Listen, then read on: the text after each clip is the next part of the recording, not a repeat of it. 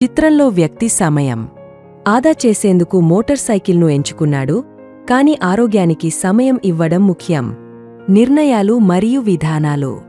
ప్రతి నిర్ణయం మన భవిష్యత్తును ప్రభావితం చేస్తుంది. చిత్రంలో వ్యక్తి సౌలభ్యం కోసం సరైన మార్గాన్ని వదులుకున్నాడు. మీరు కూడా మీ లక్ష్యాల కోసం సమర్థవంతమైన మార్గాలను ఎంచుకోండి. కష్టపడి సాధించిన విజయం ఎప్పుడూ శాశ్వతంగా ఉంటుంది. సానుభూతి మరియు స్ఫూర్తి.